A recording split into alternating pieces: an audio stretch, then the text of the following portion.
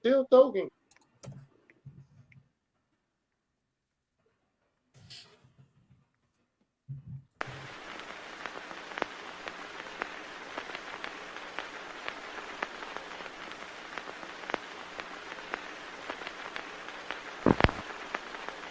Every 10 or 15 years, a film is produced that is so overwhelming, so forceful in its impact, that it becomes deeply embedded in the mind.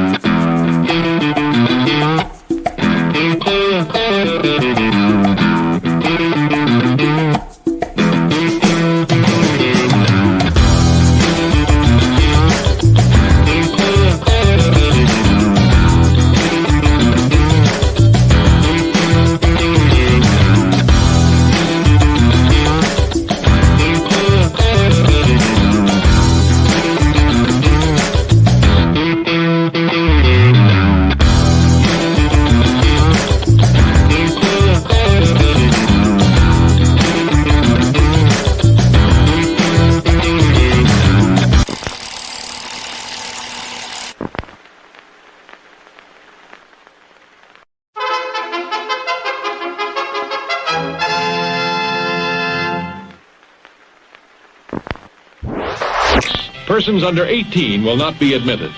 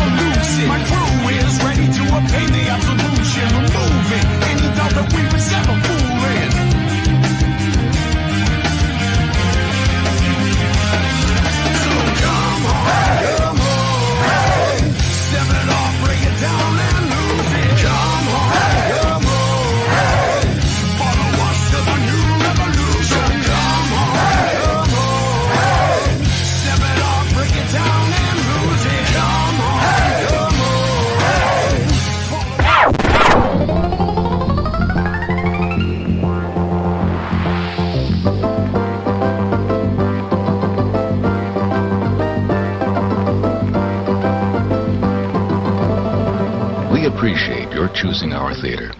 And to make this experience more enjoyable for everyone, we hope you'll refrain from talking during the show. Enjoy the movie. Thank you.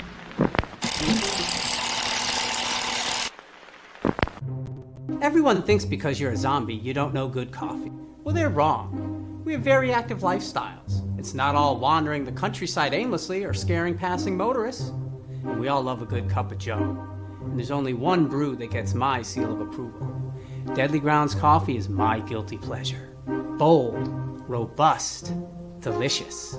It's coffee that can wake the dead. With over a dozen different roasts and flavors, Deadly Grounds can satisfy the most finicky of coffee addicts. The aroma is so intoxicating. It brings all of my neighbors out of the woodwork. Deadly Grounds coffee. Coffee to die for and zombie approved. It's good to get a little deadly.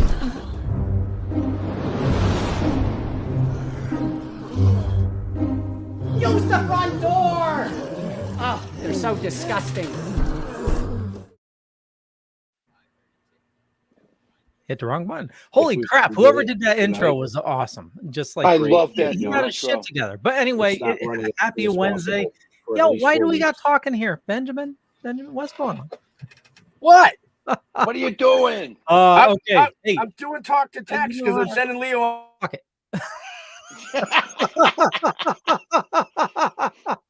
Okay, my name's Leo. I'm the monkey behind the keyboard here. We got a kick-ass show for you scheduled today. But as always, Benjamin, how's it going? You're muted. Yeah. What the Now fuck? you're not. Why are you fucking with me? Yeah, because you're chatting on the phone while I'm doing the intro. Well, I was chatting on the phone because I was responding to you because you responded to me behind the scene. Yeah, because you're messaging me about last-minute shit again. No. Somebody doesn't check emails. Somebody hasn't had time for emails. My day job, I've been working late and then doing this. Hold on. Children. Where's my tissues? Children. Oh, geez. Well, anyway, Jeffrey. What's up? How's everybody doing? Happy Wednesday. Happy Wednesday. Happy Wednesday. Who do we have today? We have a fantastic artist. He has been everywhere from what I can see. I was trying to look him up, and there's so many names and so many people that he has worked with. It's insane. Let's give it up for Budda Monk. Yo. What's poppin', everybody? What's going on with you, man? Shazam. Shazam. We Shazam. Shazam, damn. Shazam. That's going to bring out Leo's dork in him. Well, yeah, that's the first question. So you got an album to The Dark Knight. You're saying Shazam. Are you a comic book fan? Oh yeah, definitely. What? You crazy? I'm a fan of the old stuff. All this new stuff, like Superman's gay and a lot of the superheroes are sucking each other faces, guy on guy, girl on girl shit. Say that shit. You're destroying what superhero being a superhero is about to me. Really. You know what I mean? Supergirl and all of them got some girlfriends now and shit, and everybody's licking Paula. Just to be technically correct, it's Superman's son that's gay. It's not Superman's like off world. It's his son that's. So Superman doesn't know yet. He knows. He had no problem. The new TV show, the guy that they got playing Superman, he is gay. Oh, the it's a big complaint about it right now. Like they going off about it. Like, superheroes never. Come on, man. Imagine Batman all these years liking peanut butter. Just imagine he like his ass spread with peanut butter. You know what I'm saying? The most toughest guy. He's one of the toughest guys in comic book DC history and shit. Now you mean to tell me Batman been taking it up the ass all along? Wait a minute, isn't this a topic for splash pages? Okay. Actually, that was a big. They got to change his name now. I thought Catwoman, but I was wondering why Catwoman and all of them, he never attempted to I'll see you on Friday or something. In one of his things back in the days. It may be possible because Batman, you never really saw him with a woman in bed. You always saw him be admired by a woman. I don't know. Inquiring minds just want to know. Well, it sounds like he was more into the Flash. Oh, geez. Actually, Batman, it was a big controversy because there was artwork with him going down on Catwoman. And it was like, it was like real heroes do this and stuff like that. That's how favorite cartoon fans putting that up. That's people just want you to know that Facebook is alive and so is TikTok and all that. Yeah, I don't know if they really ever made it happen. It went back then. You know, I seen him do his little the Batman Watusi dance and everything. You know, Adam West was the man then. You know what I mean? Oh, yeah. There's stories I've heard of him and the gentleman who played the Joker going to like orgies and stuff, like still dressed up. Yeah. I'm gonna tell you, Joker definitely was into women.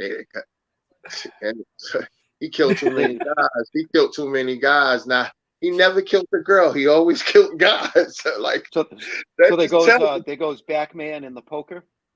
Oh Jesus! Oh, you know what? Batman and the poker. Really? You know what? You know what, man? You know what? I don't even want to think about it, man. I might have to call Batman star at you for that. Get ninja-ized on that ass.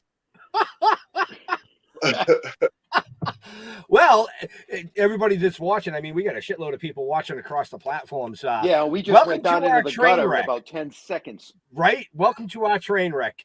We're kicking off season 3 right. 5 seconds into this shit, and we exploding the lines already. Right? Yeah, like, Buddha's phone's going off. His publicist is like, man, you can't be saying that shit. He's like, mute, watch me, motherfucker. Like, your ass want to get fired and start a new job somewhere else? I can help you with that. Well, thank God we ran the disclaimer. That's all I have to say. Yeah, right. Yeah, man. So how y'all been? Doing all right. How about yourself? I'm pretty good, man. You know, just been working a lot, producing a lot of music, and working with a lot of artists, and getting ready for these other Comic-Cons getting ready to happen in like February and April. Nice. And the ones in Jersey. Y'all going to the ones in Jersey this year? I don't know. I don't think we have Jersey on the docket yet. Right now, I think the only ones that we have signed are Maryland in August and Norfolk, Virginia in September, and we're working on Vegas for June. And plus the one we did before, they're gonna be next year too. Back at yeah, we'll probably be back at Super Mega Fest potentially. Yeah, but potentially there. I already got a call for 2 of them out in Jersey, Patterson, and somewhere else. So, okay, yeah, there was one that I saw that was in Jersey. I was going to look into. Yeah, one well, is for February and one is for April. Well, we're gonna throw this out there right now. If there's any cons interest in having Jeff and I there, you have to who do they have to talk to besides us? Oh yeah, come on, dude. I was leading you in. Oh, you were leading. I was leading you into something. They got to talk to you. You suck at this game. Really? Jeff and I signed a non-exclusive contract with Over the Moon Appearances yesterday. Oh, that's dope. Congratulations. With Billy Stamper from Over the Moon. Yep, Billy Stamper, Over the Moon Appearances. So yeah, he's going to be trying to get us into some shows and whatnot, and let's see what happens. And representing us, which is nice. Alcohol passing these cameras and stuff, you know. Well, yeah, on that side, I mean, it looks like you just got your water jug. We don't know what's in it. What are you talking about? This is juice. And I got ginger ale. It's juice. This is the water thing. You put ice in here. Last one. This one 24 hours cold. So oh, nice. Yeah, one of those kind of containers. I drink a lot of water, man. I'm a water freak. I'm a water connoisseur. Right. So I hate avian. I know we have a ton of people watching, but I want to, before we get into what you're doing today, let's go all the way back. I want to go all the way back. Okay. All the way. Like knee-high, grasshopper, playing in the fields, Brooklyn, hanging out with some people that, you know, everybody knows who everybody is. Right. How did that all come about? Well, we all grew up in the same neighborhood. You know, Dirty Bastard, just in case y'all don't know. Dirty. Yeah. Uncle Pete, Uncle Freddie, 12 o'clock. God bless the dead. Murdoch. God bless the dead. Papa Wu. God bless the dead. All of us used to hang out on the corner of Franklin Avenue and Putnam. And, you know, just like everybody else, we take it back, take it back. You know, sitting there singing and chilling and going inside the corner store, sticking 40s in the pants legs and stuff like that, you know, and come back out, you know, and pull the bottle out and sit on the corner, drink, talk with everybody, kept rapping. And one day, you know, Dirty was like, you see my pinky, you see my thumb, you see my fish, you better get the fuck out. I said, like, nigga, that ain't no rhyme. What the fuck is that? Like, where you come out? He's like, watch. One day I'm gonna make that a rhyme and everybody gonna love it. So we would do that for a while. And then we all went our separate ways for a while too. And then I wound up going back on Franklin Avenue and moved into this apartment, this building that had apartments in it. And it was 441 Franklin Avenue. And one day I was DJing and I had put my speakers in the window playing music, and Dirty was downstairs, asked everybody like, yo, who playing music like that? He dope. So in his mind, he was just wanted to come upstairs and knock on the door and ask somebody to play his song, After the Laughter and Protect Your Neck was the first vinyl before they got on RCA Loud. And so when he came, he was like, yo, this so Dirty Bass, I just want to have a conversation with someone. Open the door. Like, Rusty, what up, man? You know, because that's, you know, his mom's calling Russell, you know, everybody else calling him Russell Jones. So, but, you know, I call him Rusty or A-Son, Unique A-Son-a-Law. So, he came in and he had this record and he was like, yo, bro, I need you to listen to this record and tell me what you think. And turn it up, let everybody hear it out there.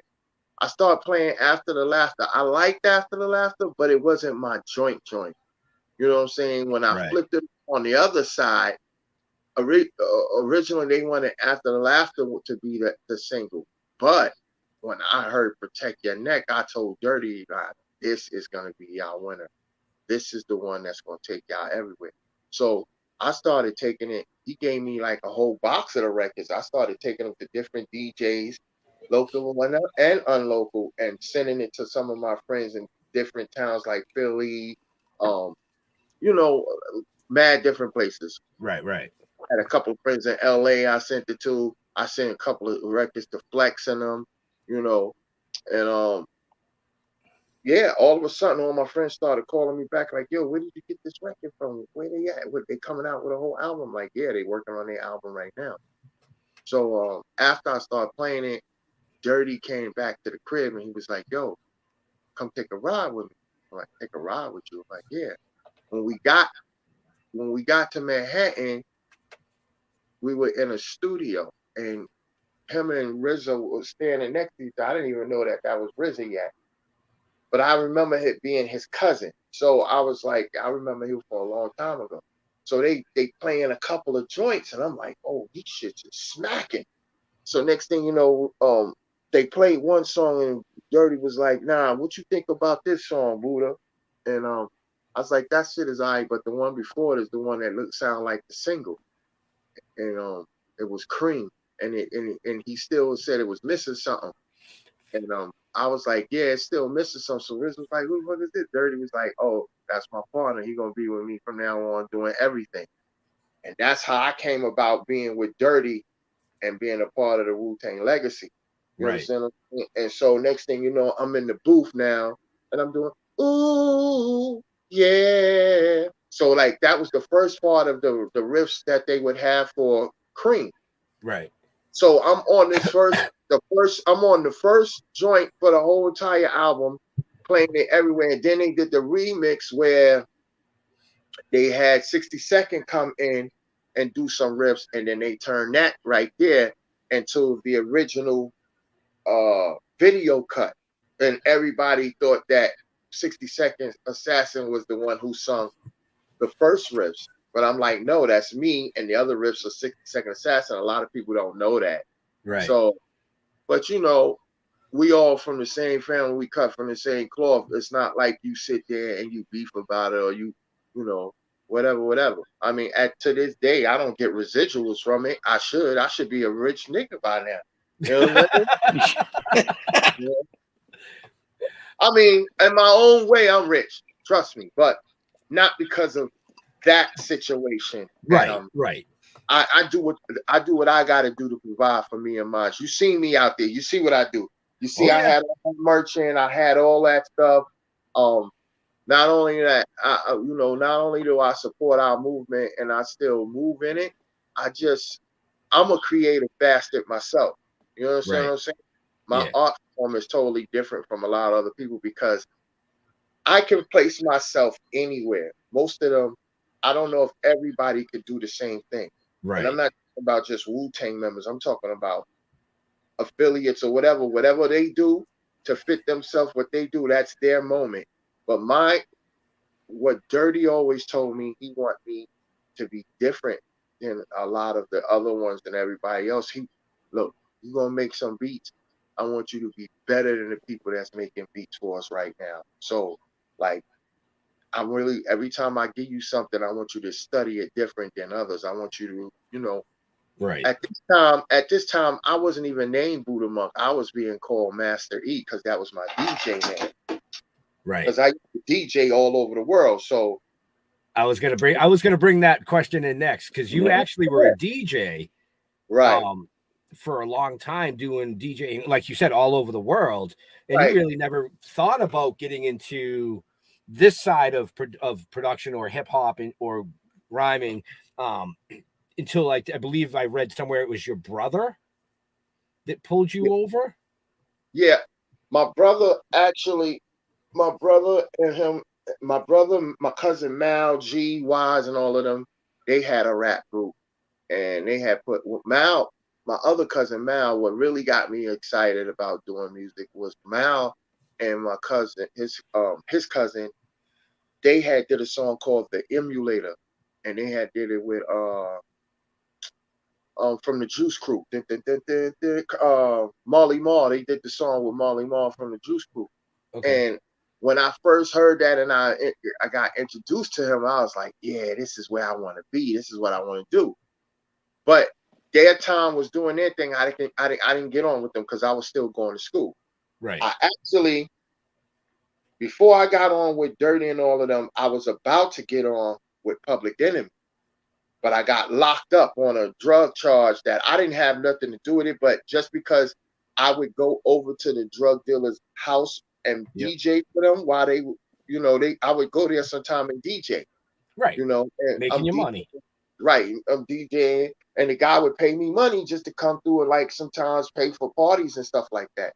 So they assumed I was a part of it. They tried to give me time. I wound up fighting for 3.5 years to get out of that case. Wow. Yeah, I finally beat the case after 3.5 years. After that, I lost the deal with getting on with Flavor Flav because me and Flavor Flav was like this. Like, he's from Hempstead, so he was right down the block from me. Right. I was down there with my stepmother and my father, and my girl was just having a baby when they locked me up.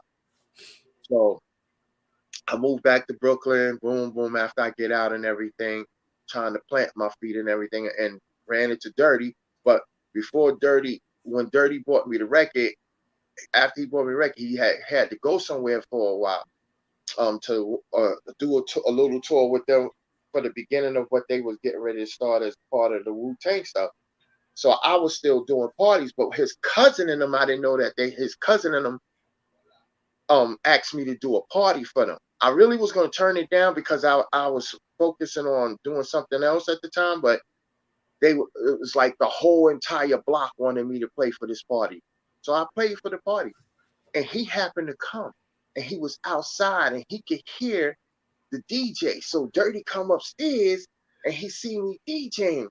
So he was like, oh, that's my brother right there. Yeah, no wonder the music is popping in here. I'm going to chill for a while. So it's like, yeah. So he's like, yo, you mind if I take the turntables for a second? So he took the turntable. It's when he took the turntables that the nightmare began for us. So because some things are a gift and a curse at the same time. You know what I'm saying? So shit, yeah, I'm all in. So now he got the turntables. I'm like, I hope you don't fuck up fuck up and don't do something right. And then everybody like, boo, and start throwing shit at us, because back then, the DJ always got hit or the speakers got shot. One or the other, but some shit went off. Right. So the party's jumping, and turn around. He takes the turntables, he's killing it. So I grab on my mic, I turn on the mic, and I start rapping. He didn't know I could rap. He knew I could sing because at the time I was with this singing group called Flamboyant. Mm-hmm. So while I'm rapping, he's like, "Oh shit, I didn't know you could rap." And then he said, "Yo, let me get the mic." And then I gave him the mic, and guess what? I put on this beat, and he did that rap. You see my pinky, you see my thumb, you see my face, you better get the fuck out of here. And when he did it to the track, I was blown away because I remember that I was like, nigga, what the fuck is that? Like, you're not gonna. And he mastered his art. You know what I'm saying? No father to his style. It's like what I thought wasn't possible, he proved me wrong. But it wasn't like I knocked the idea down. I was just like, I couldn't place it at the time. So could you imagine at this moment, I'm saying to myself, God, I got so much I gotta learn from this dude, and I gotta catch up. I'm playing catch up now because we didn't see each other for a little bit because we had lost contact for a moment, even with me promoting the record. So finally, he finds me and says, "Yo, pack your shit." I'm like, "What do you mean?" He said, "Pack your shit, grab your girl and your kid. Come on, me. Y'all gonna come stay at my house until we get you situated and everything. And we're gonna make sure that you don't get in no trouble or nothing. Get you a crib so that I don't want you to be down here. I want you to be able to go on the road with me and your girl and them be straight." I was like, "All right, cool." We packed up and we went with him. We stayed with him and Shaquita for like I think a month while we were looking for a place and everything. And at the same time, I could have got the place quicker, but the minute I walked in his house, the next morning we were gone. We had left. We left them for like a week, every other week, and then we came back and we took them to Germany.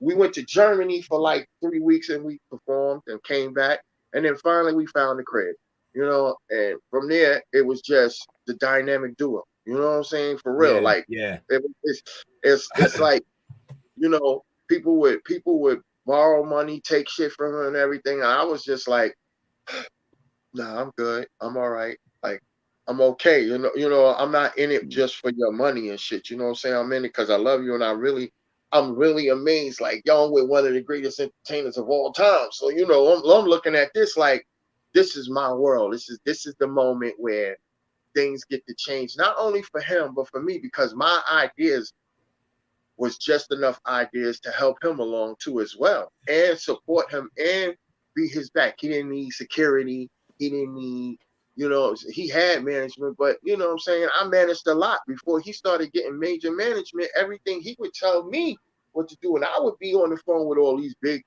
kahunas, talking what he want, and it's not an option, this and that. And they was like, "Yo, the boy is tough, man. Is he your manager or is he your security?" "Oh, no, he raps. That's my partner." "Well, oh, he rap?" And then when everybody started seeing me go on stage with him and rap, that's when it was a whole different world for them.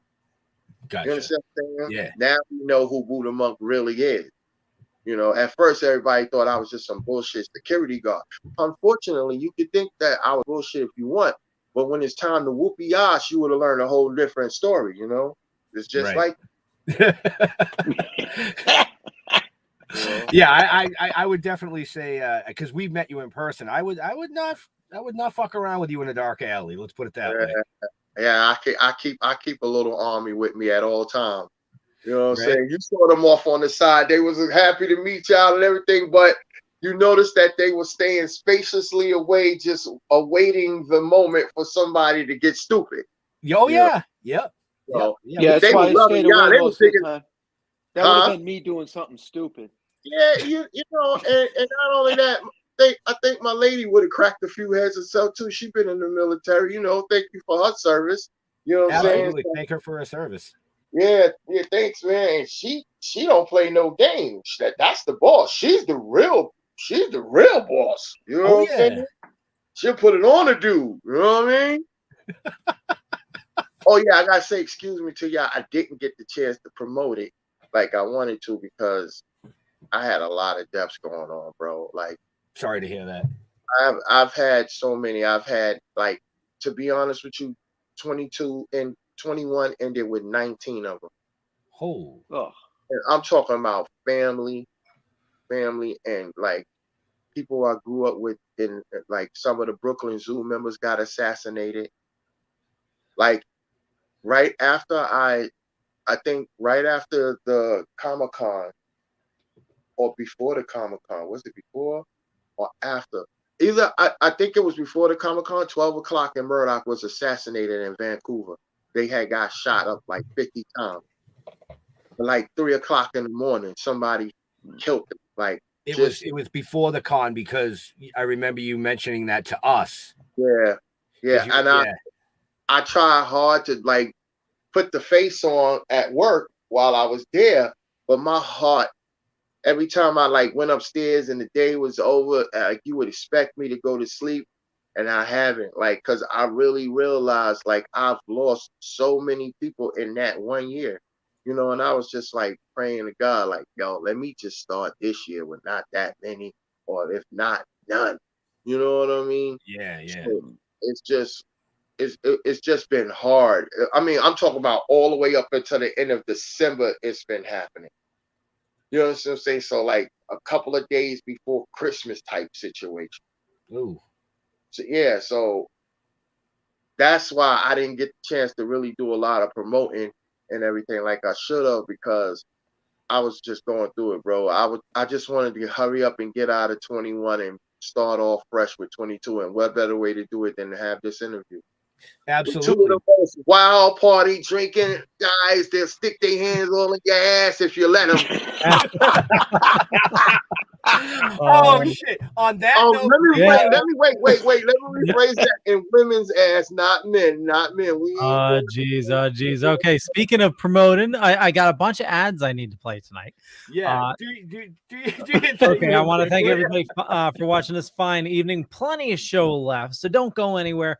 But we need to pay the bills. We have a new network sponsor, and Ben and Jeff has some awesome sponsors for the show as well, and a lot of stuff going on. But you know what? We're just gonna get going with it. Here we go.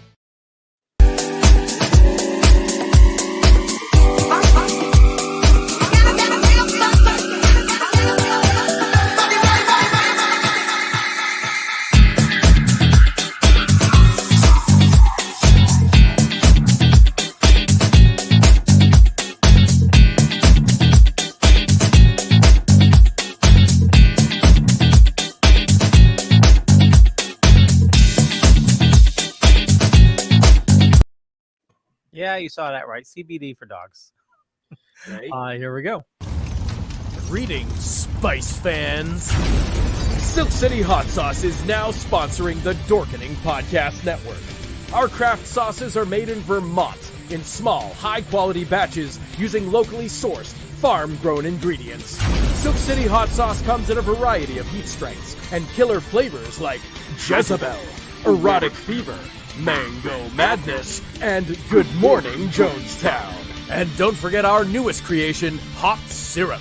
Make no mistake, Spice fans, this is the queen of sweet heat. There's new and unique flavors coming out all the time. Best of all, right now, listeners of the Dorkening Podcast Network can go to silkcityhotsauce.com and use coupon code DORK. Not only will you get 20% off your order, we'll also throw in a free bottle of hot sauce. That's silkcityhotsauce.com. Coupon code DORK. And as always, Ben sent me a video last minute. I have no idea what it is. I haven't had a chance to preview it. But just hold on, just fair warning. Go ahead. I was just gonna say, just fair warning. There's been a lot of talk of Jeff putting his hand up butts. No. So the video, this video has no hand up Jeff's butt of that nature. So this video actually was sent to us by one of the agents that sends us a ton of amazing guests. And you'll understand what it is once we play it, but it was one of the last commercials that this person did before they passed away. So Leo, go ahead and play it. Thank you for supporting Actors and Others for Animals. We started a long, long time ago.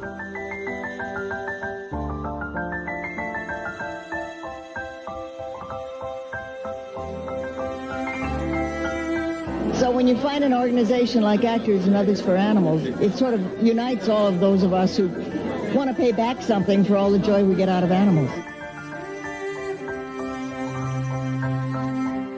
Please keep up the good work. Believe me, it's deeply appreciated. Oh man, you just made me that just broke my heart, man. Yeah, she from what I gathered from the email from the agent when I got this, I literally got this, Leo, I'm sorry, I literally got this 15 minutes before the show. But he said that, you know, this was something that Betty and Loretta Swit and Joanne, I'm sorry, I can't remember her last name right now because I'm still taken back by the video. But this is something that they had been working on leading up to Betty's 100th birthday. And unfortunately, we lost her at the end of 2021, you know, kind of kicked us in the nuts, 2021. But we have, you know, this great video to remember her by and the things that she really stood for. So, you know, thank you, Leo, for getting up tonight. Of course, of course. After that, man, we lost a lot of artists this year. Yeah. Man. So many great people died, man. They did. Shout out to K Slay. I heard he's getting better though, because he was really bad for a minute. They had, you know, they had put him on the respirator for a minute. They had him on it for a minute, and now he came back out of it. So God is good, you know. I mean, yeah, he is. Yeah. Yo, so he's getting better. He had just came out with a new album, you know, with a bunch of new artists and everything. When it dropped, he went in. This COVID is serious, man. Serious. Right. You know, I just wish people would take it a little bit more serious. Like, I understand you all want to be out free and you want to be able to put the balls in girls' mouths and all that, but I'm telling you, some of it ain't worth it. Some of it ain't worth it because you can't come back if your balls is dead. And he brings it right back to the gutter for us. See, that's why we love him. That's why we love him. Well, you know, speaking of that, you know, what are you doing for yourself to protect yourself, Budda? I took the shots. I took the first two. I got the Pfizer. I didn't get the Derma because Derma had a lot of complications for my daughter, who's in the service, who's in the Navy. And service. Thank you. And she's in the Navy, and she had a problem, complications with it for like a whole month, like continuous bleeding and all kind of crazy stuff. My son, he took the Pfizer. It got him sick for 2 weeks, and then nobody wants the Johnson. So, but well, no, not that kind of Johnson. Right. I wanted to clarify that. Yeah. I don't want any Johnson. Period. Well, I Batman want the might. baby oil. I like the baby oil, but I'm not using it for all the wrong reasons. You get me? So so yeah. So on that note, we gonna get off that and say this. Like, well, so I took the shots, and what made me really take it, because at first I really didn't want to take it, but my friend, another one of the members of the Brooklyn Zu, K Blunt, Zoo Ninja, K Blunt, Brooklyn Zu, he was so strong. And the bad part about it, he was a vegetarian. He didn't even eat meat. Like, I caught him. I did a joke to him one time. He asked me to go get him a sandwich from Wawa because they got Wawa out there. I went and got him one. And I said, "What you want on?" He said, some different cheeses, lettuce, tomato, onion. I said, "All right, cool." So when I got the sandwich though, I had the lady like pack this shit with mad onions, like Oh no. oil and vinegar, but packed it with mad onions. So, and I told her to fix it so he can't see the onions the way, it's water. The bread is fat, it's healthy, it's juicy. So I took out all the middle, but I packed it all. You know how you pack that empty space with mad onions? So he's like, "Oh man, this sandwich look great. It smells good." I said, "Yeah, man, go for it. Anything for my brother." He went to bite it, and he took one of them big bites because he didn't eat all day. But when he started chewing, he just started spitting out mad onions. That store, send Budda to get you a sandwich. God bless the man. But it broke me down when he caught COVID. It broke me down, and he caught COVID, and then like his wife and everybody kept telling me, "All right, everything is gonna be okay. He's doing good. He's getting better." He beat the COVID, but it had already done too much damage to his lungs and took him out. So when they took him off the respirator machine, he didn't come back. So I lost him. After that, I was like, you know what? I'm not gonna be a statistic. Let me, take these 2 shots. I don't know about that booster situation yet. I'm still iffy about that. Because at first they came with the story 65. When you get 65 to take it, now they're like, "Oh no, everybody must take it." It's like, y'all trying to focus on our ass too much. This is some bullshit right here. I feel like I'm getting fucking ran over by every bus that shouldn't be running me over, because every time you turn around, they say, "Stand at the bus, you're gonna be okay." You get hit again. Right? I mean, when people show you who they really are, believe them. When my man, I'm gonna start acting like Forrest Gump. He said, "All I know was I was running." You know what I'm saying? I'm running from trying to dodge everything that they throwing at us, because it's like you can't get a break right now. Right. So I take a lot of vitamin C. I do a lot of vitamin D. You know what I'm saying? I do B36 and all that other shit. I think I might have called the number wrong, but if I didn't, it's one of those vitamins. I do a lot of vitamins. I definitely stay on that vitamin C though, because it does help. The vitamin C, I'm telling everybody, if you're not taking at least 1,000 milligrams a day, you should be doing that, because I'm telling you, it'll keep. I'm not saying you won't catch it, but I'm telling you, it gives you a better, healthier chance to fight off what's happening right now.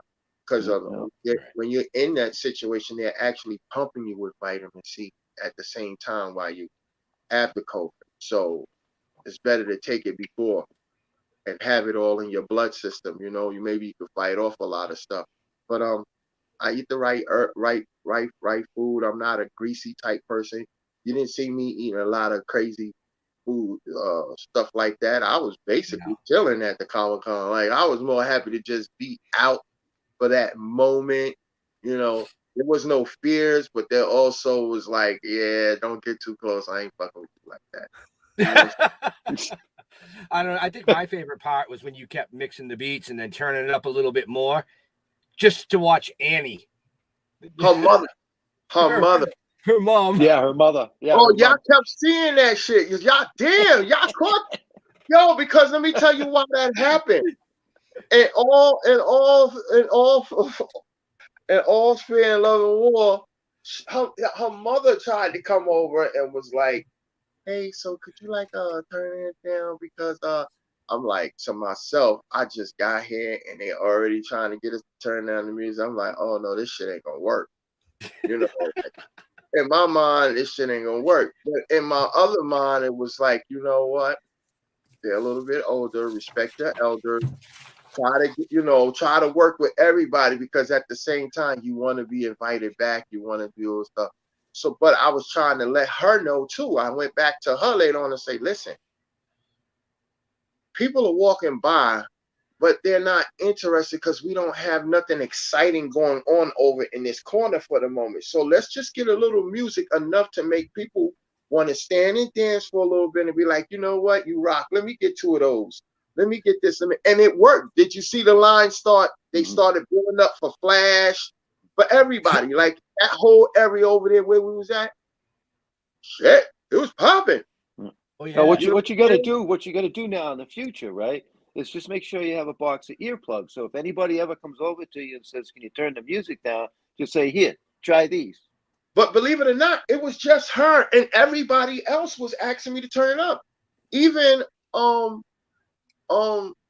Last Dragon was like, I forgot his name right now, but he came over, he's like, yo, what's that song right there? And I was like, he said, who sang that? And when I told him who sang, he was like, yo, she live in the building with my mom, and he was like, yo, that's my song. Turn it up a little bit more. He was on the other side asking me to turn it up, you know? And then I saw Hillary, from I call her Hillary from Fresh Prince. And she was like, yo, man, the music he was playing, it made the day go. Cause you sit there, but you get kind of after a while, when nobody isn't there, you need to have something happen and want to make the kid feeling like being there. I just didn't get a chance to put on, this is my house, entertainer. I was on my way to the shit. I just couldn't get to it, but I'm telling you, man, I'm into rock and everything. You'd be surprised. You know what I'm saying? AC/DC, all that. So, right. So, and actually, that's going to be, I think that should be one of the next questions, because you didn't focus just on hip hop, R&B. You kind of expanded amongst all genres of music. Yeah, I produced with Freaky Fucking Weirdos out in Europe. A lot of people know about them. They got thousands and thousands. I've dealt with a lot of my production too also is majorly in Europe. Like when you type in my name different ways, you'll find out like I've done stuff with people like Frank Williams and all of them. I've even like hung out and chilled with Prince, Solomon Burke. It was me, Prince, Solomon Burke, Quincy Jones, and who else was it? Claude Naps, who was actually the owner of Montreux Jazz Festival out in Lausanne. And I was out there with them at his chalet. So like me, let me tell you something. Quincy Jones, that nigga's a freak. But he had like 6 girls around him, and when you want to be a smooth debonair ass dude, you playing the piano, and the girls just mesmerized the way you playing the piano. Girls going up under the piano. That's another story for another time. But so like and like we there and we're singing and we're enjoying ourselves. Chico DeBarge, I've sang with him. And, I've done stuff with a lot of different artists. I've made the situation with me and my boy Joaquin made the situation come true for Busta Rhymes and O.D.B. You know what I'm saying? So it's like, and like Helter Skelter and all of them are my brothers and friends. You know what I'm saying? Duck Down, Buckshot Shorty, 5 and all of them. Those are my people. Like I've been Mad Lion. I produced for Mad Lion. You know what I'm saying? I performed with KRS-One and all in Europe and everything. So, I mean, like, hey, no bragging. I love what I do. And that's what I meant by it. I don't think anybody here considered it bragging. It's you show a passion for what you do. And that's why I wanted to bring that question in. If you were going to it's funny because, I was looking some stuff up and I came across this review on Amazon, and I just want to pull one of the sentences out of it because it kind of hit home. You know, the guy said, Buddha Monk isn't exactly the best lyricist out there, but he's got a very tight flow and does his music with his heart and his guts. That's Amen. dope. That's dope. Yep. That's dope. I don't know what's considered. Here's the thing for me, for a person, I kind of don't like that interview right there. Because for me, it was like, what would be, who would be considered and what would be considered a best lyricist? Because that's like artwork. That's all in the eyes of the beholder. Everybody is right. Everybody's different. Now, but the better way to say something like that would be like, like when I talk about artists and stuff, I don't be like, oh, his shit is whack, this and that, da. I just think that, he's undercarded.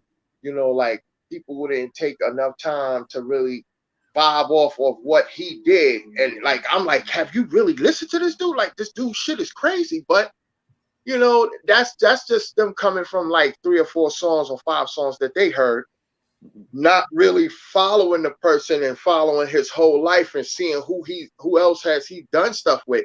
Because on one side, you may see me do something like this, but then you wouldn't feel like that if you heard me with Method Man or Dirty or RZA and I'm in like 16 different videos with them all the time and stuff. I wasn't that type of person. I wasn't in it, but I was in it because I knew that there was an art and I was being a part. The way that I became rich in my mind with it was I was there when that happened, and I was a part of making that happen.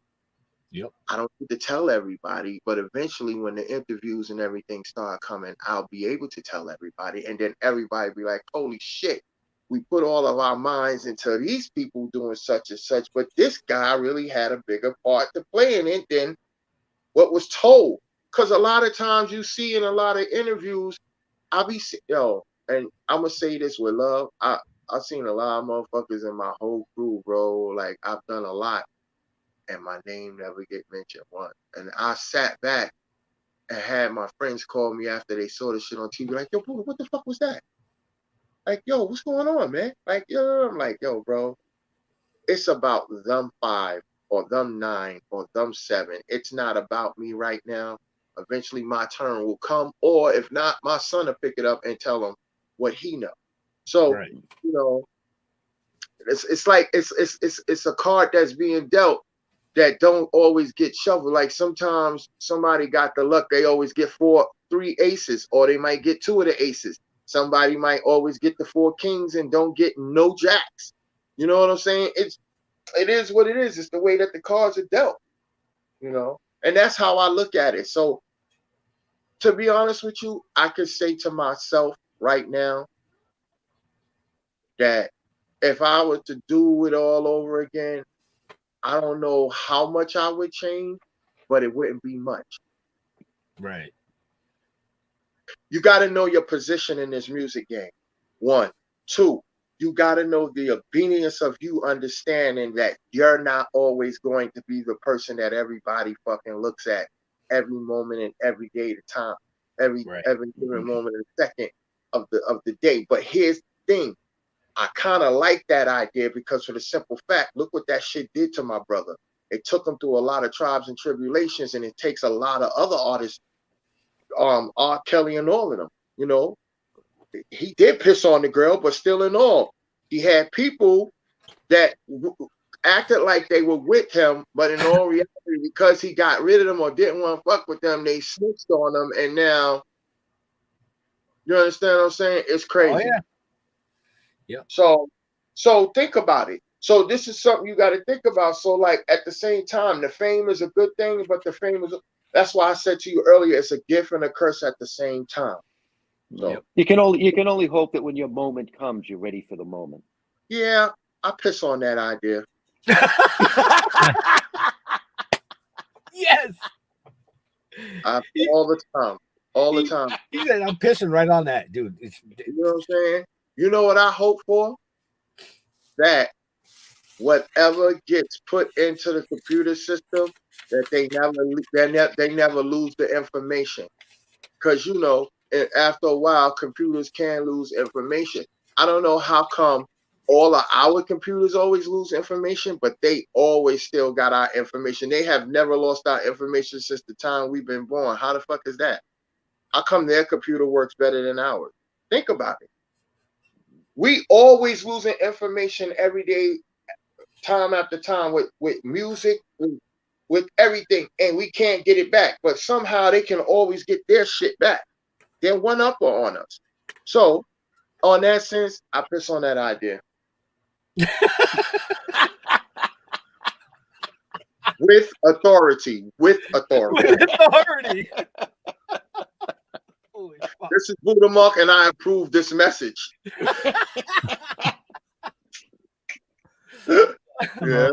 This question came in a little bit ago, but Billy was asking, where's your daughter stationed at?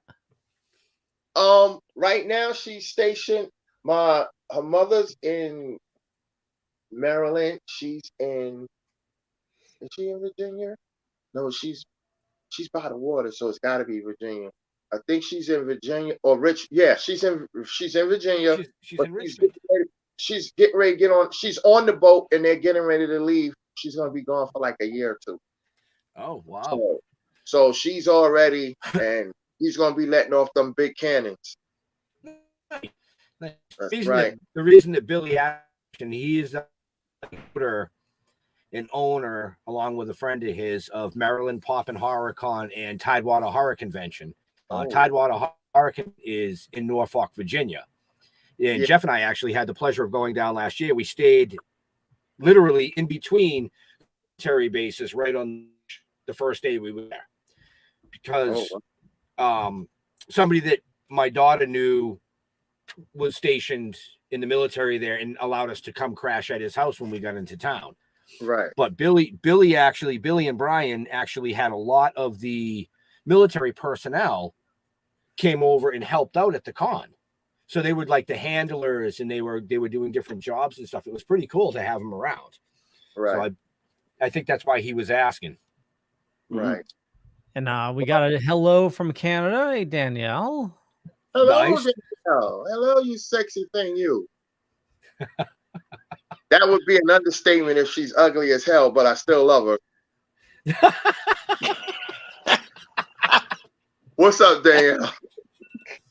Oh, that's too funny. She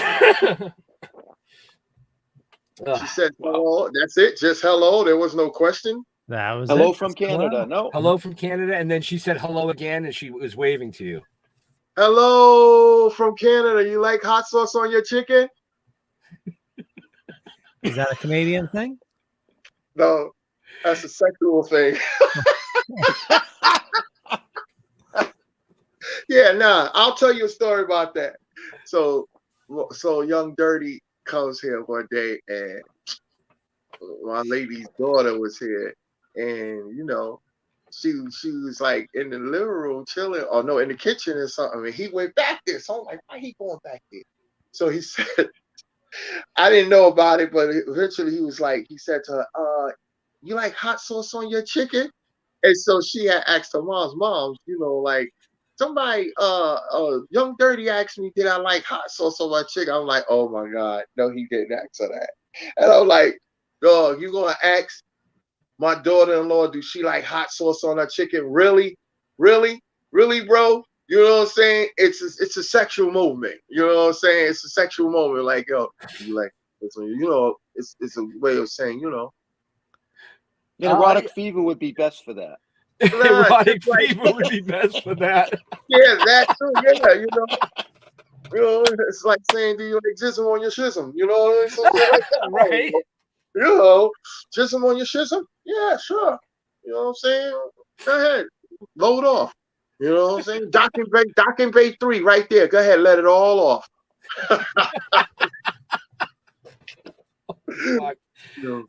Oh man.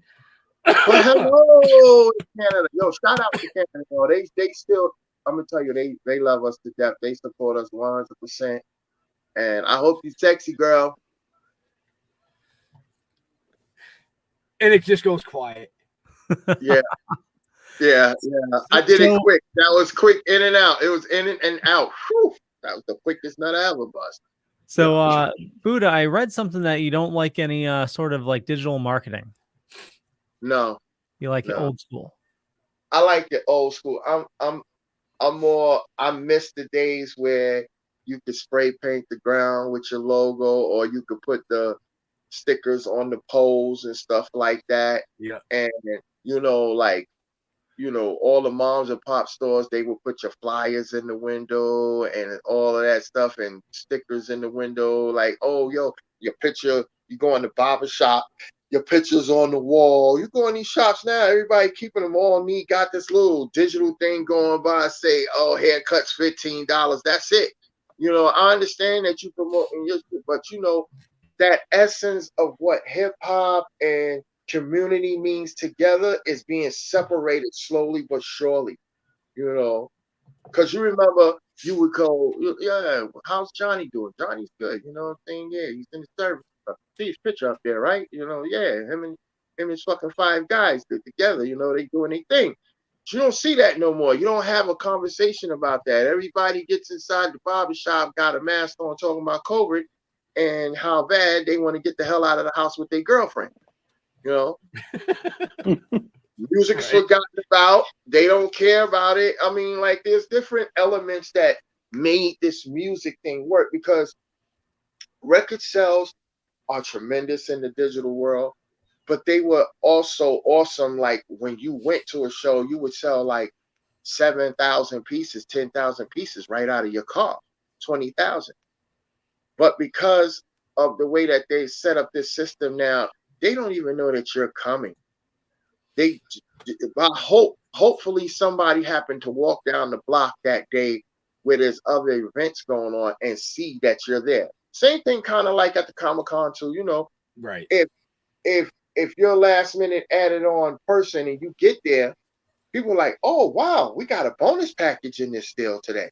You know what I'm saying? Oh man, I'm trained. Like, this don't mix with this, but why is this here? But you know what? Let's not question it. Let's just get some shit from it, because it was the time that we were here. Right. And that works. I get it. It works. But I'm more like, I need the basic thing. Like you driving by there used to be a time you would drive by on the highway and see the big poster when the album was coming out. When the album was coming out, whose album, what day it dropped. And then you would see lines going all the way around the corner letting you know. Now, it's like, yeah, Biggie's out. Yeah, get it on iTunes. Yeah, oh, Jay-Z is doing an album right now. You know what I'm saying? If you got a Samsung Galaxy 6 Plus 10, you get the album for free. Y'all fucking the market up with this bullshit. You're free bonus with download. Right. And you're not giving people the chance to come out no more. You're telling everybody it's just as easy to stay home and get everything you need. It's bad enough we don't have communication. You go to clubs nowadays, bitches ain't dancing with bitches. I mean, with guys. Guys are dancing with guys and girls are dancing with girls. The guys are standing up on the wall, rocking left, right, trying to see which girl they could push up on. But the dance floor is practically empty nowadays. Mm-hmm. So for me, yes, I think the digital world is definitely killing the flow of how things should be for music and for a lot of other purposes in life. You know what I mean? I don't know, man. There's nothing like that real promotion. Get the glue on your hands, so putting the papers on the wall and pasting them everywhere. Like, you would have a whole staff, Loud and Rockefeller and all of them would have a whole staff. Them niggas would start at like 7 in the evening and be doing shit till like 3, 4 in the morning, pasting everywhere on trains, the wall. When you wake up the next morning, you like, damn, how niggas paint the walls like this overnight? Like, there was nothing here. And now 10 trains, I done seen 10 trains looking out my window, and they all got the logos on them. You know what I'm saying? Like, you can see the promotion. You can't see it in the digital world. Somebody could tell you, I could turn my computer and show you what I did and make up some fake numbers, and you pay them. But with these pictures, back in the days, you had to take pictures of what you did and bring it back to the office in order to get paid. You see what I'm saying? Now you know your dollar is really working for you. And so that's one of the reasons why I'm not a fan of it. Right. Well, Yeah, yeah, Billy made a comment. He said they still do that down in Norfolk, and they call it street teams. Yeah, we called the street teams then, and it still was bullshit. You know what I mean? Like at the end of the day, you call it street teams, but now some of the street teams know how, like, everything's a hustle to everybody. Like, people rather be at the party and looking at the girls than really do the promotional work, you know? Right. So you can have this, okay, like the way people use street team these days, they only put the street team out in front of the event the day of taking place. That's too late. Y'all should have been out here weeks ago. Because before a show would come to a town, like with Eva, when Eva said, all right, Budda, I'm going to book you for December. Okay, but we're going to start promoting from April. You understand what I'm saying? 6 to 7 months way before. Mm-hmm. You know, there's heavy promotion in every city letting you know Budda's coming to Frankfurt, Germany. You know what I'm saying? Hamburg, Germany. Like, and they're constantly. That's why I like Europe, because they still pasting on the walls and everything. They still point, a lot of people use the computers out there and phones, but they be pasting paper and doing graffiti everywhere. Like, graffiti is a tradition to them. They don't look at it as you're destroying property. They looking like that shit like our kids and their art of work. You know what I'm saying? Their art, our kids, and that's their artwork. My son actually did that burner. You understand what I'm saying? Yep. So whereas we go here like, look at these fucking kids. They're just sitting there messing with the world. They ain't got nothing to do with themselves. Y'all not giving them a chance. Let them show their art, so that way you could probably be like, hey, you know what? I got a job for you. You come do a wall at my house or something, or my office or something. You know, this is how you get to know people. That used to be a promotion for everybody. They don't do that no more. You took that wall, I'm calling the police. Everything is down the drain now.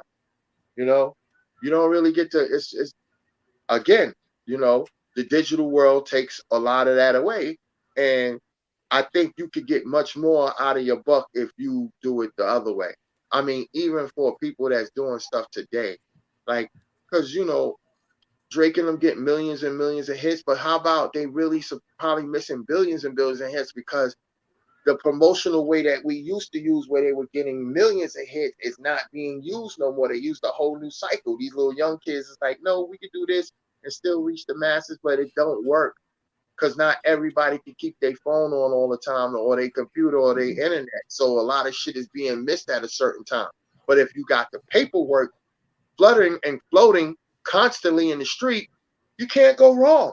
It's going to be, the message will be delivered. So, you know, hey, it is what it is, man. I feel you.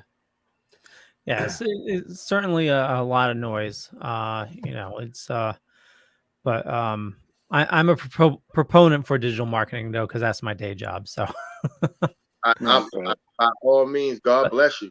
Yeah, but I totally get you. There's definitely a lot of noise out there, and you know, the little guy is going to get lost. You know, somebody just trying to start out right now, that it's going to be impossible for him to, you know, get any traction.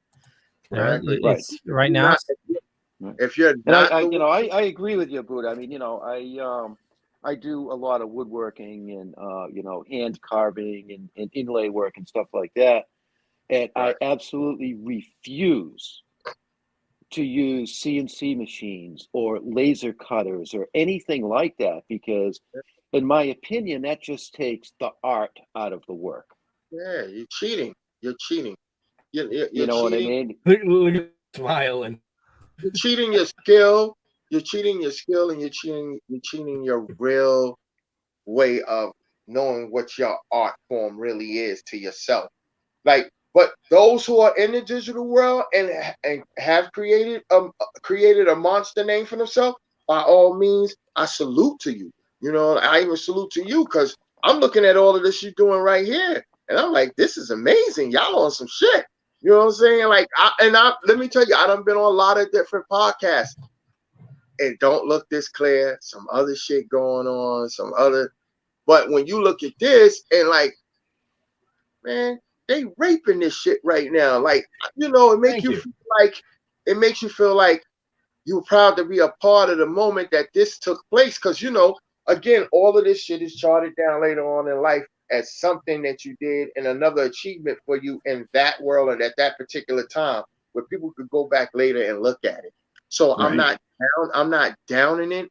I just know what works for me and what works for like hip hop and what works for the people in the era that I grew up in, how they wish they could still see stuff, because a lot of them miss stuff because, you know, you're not in tune with your friends no more. And, you know, the people you grew up, you don't speak to them much. You don't want to deal with them much. So, you know, it's not like, yo, you going to that show? You know, when you was young, you would say that. Nowadays, just like, what are you talking about? What show? When I asked you about the show, he's like, oh, I heard about you know. Exactly. Right before we went live, you asked me about you asked us about the Method Man and Redman show at the Palladium, which is like an old. Here's the funny thing. I know it was an old show and people was getting back the tickets. People who already paid was coming back to it. But the funny thing for me was the whole time it was going on, I didn't really see too much promotion in the street for it or nothing. So some of my people that was in this town that didn't even know it took place, it was like, you're kidding me. They were just here Saturday. If I would have known that, I would have got tickets. See? Right.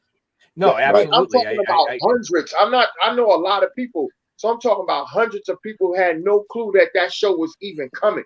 They booked it. Right. They talked about it in the digital world in certain places, but there was no paperwork, no paper trail nowhere. Nothing. You know what I'm saying? None of the, like, there's barbershops here, there's nail salons, there's Dunkin' Donuts, there's chicken spots, and there's people going there every day and order stuff and waiting for their food.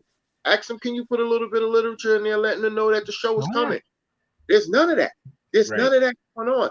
And you know what? People act like they don't want to pay for that kind of service no more. But you spend millions of dollars in the digital world and then turn around, don't even make back half of what you put in. Had you did it the other way, you would see your profit more because more people would know about it. Right. You know, it's just a fight. It's a fight amongst yourself. You got to know. Let me just say this, and I'm going to leave it like this. You got to know your itch. You understand what I'm saying? You got to know where you can fit into this game and what you could provide. And most people, when they do their job, they're good at it. But sometimes, and that comes with the saying of me doing music, you got to know how to come out of your element and go into other elements and grab a piece of all of that and make yourself, you know, known to the whole entire world. Because I would never say, I know one thing for sure, I'm not a local artist. I am an entertainer and I'm a legend.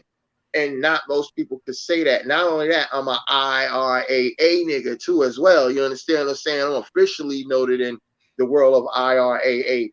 You know what I'm saying? And not many people got that level of dealing with this music platform. So when you got those things on your side and you benefit from it and you work for it, you got to work that network. That network, you got to find a way to keep that network working for you until the balls fall off. And balls do fall off. I just want everybody to know they fall off when you die and you start deteriorating in the ground. But while you're alive, they fall off too. I just want you to know them shit do fall. You ever seen them fall on a girl's face when you went the wrong way on it? There you go. See, that's what I'm trying to talk about. They do fall. See, I thought he was going to go in the other direction and be like, when you get like 40 years old, they start to fall closer to the floor. No numbers, because you know what I'm saying, you could be 60 and you can still wear the hell out of some ass. So I don't you know, I ain't gonna deal with that kind of category. That's a catastrophe at your hand if you think about it that way. You understand what I'm saying? Because mankind is just mankind, but I ain't kind in this shit. When it come to girls, I'm a man, not a kind. I don't know if that rolls off right, but yeah, something like that. You know. So on that note, I know Leo, you do have another show to get ready and produce. I do. 40 minutes. So do your thing. Do your thing. Do my thing. Do my. where can people find you at? He pays attention. Yeah. Oh, yeah. I want to thank everybody for watching this fine evening. Definitely check the show notes up above or down below, depending on where you're watching or listening to us, to learn about our awesome guest and also the sponsors and everything as well. And for me, just Google Leo Pond. You'll find a bunch of stuff. Could be true, could be not. I'm not going to say which is which, but I run a little thing called the Dorkening Podcast Network and got about 40 shows on a network where there's a ton of awesome people doing a ton of awesome stuff. And with that, Budda, where do you like people interacting with you on social media? Facebook. I got Facebook. I got TikTok. I got Twitter, but one of my rhymes tells you the truth. You'll never catch me on Twitter, but I got Twitter. I got mostly everywhere you can reach me. Listen, you can even go and Google me. You're gonna find me. You want to talk to me? I do reply on all platforms. My email is monklohand, MONKLOHAND @gmail.com. MONKLOHAND @gmail.com. I do reply. You know, just don't send me no bullshit because then I won't reply. No dick pics. Yeah, no dick pics and no sexual women contact, none of that. Don't show me your titties, bitch. I don't want to see them wrinkle shit. But other than that, I reply for music reasons or questions about music. I know a lot of people have a lot of questions that they want to ask about how can they get on and what they can do. I could probably help you with trying to direct you the best way nowadays in the digital world to get your music heard, but I am not giving a record deal personally myself. I might help you with your record deal. I might be able to help you with your production. I also do produce at an affordable rate, you know, but it is what it is. And I just want to thank, fuck all that. I just want to thank y'all for having me. That's the most important thing, man. Like, I'm not getting off here without saying thank you to all of you. You know what I'm saying? Still tokening, baby, at Buddha Monk 2, baby. I'm tokening it too. Shit. Awesome. Jeffrey. Budda, thank you, man. It has been a pleasure. You said some things that I didn't know what to come back with. I really didn't. Yeah, I know. You I kind of took over the show. I'm sorry. No, no, beautiful. it's cool. No, it was beautiful. You know, kind of in a lot of ways, you're a fuck stick. You know what I mean? We talked about that before the show, so that was not an insult for everybody out there. That's right. Right? Yeah, so you can find me on Facebook, but, you know, your best bet, go to stilltoking.com. You'll find out all about everything that we're doing. And there's some new things that are going on. So, yeah, pay attention. That's right. And they still putting their hands in girls' asses. So don't remember, you might be the next one. Well, I'm out of my cast, so I'm good to go. Oh, Jesus. I told you, because that only happened because he stuck his hand in the elephant's ass. I told him not to do that. No, that was my head. Oh!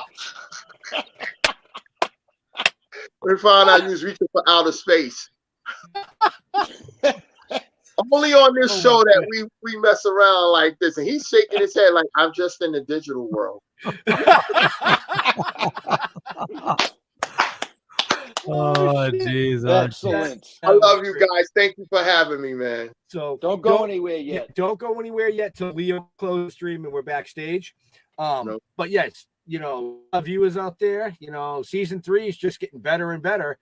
In case you were wondering what's behind me, Budda sent that to me. That representing the Brooklyn Zu. You know, great. I don't know who did it. You'll have to reach out to him to find out. And it's in the show notes up above, down below, side to side. I don't fucking know. Leo puts them in the plane. So to all our veterans and first responders, we want to thank you for doing what you do every day so people like us can come up here and do what we do every day. We'll see you next week. Stay safe. We're out of here. Bye. We out of here.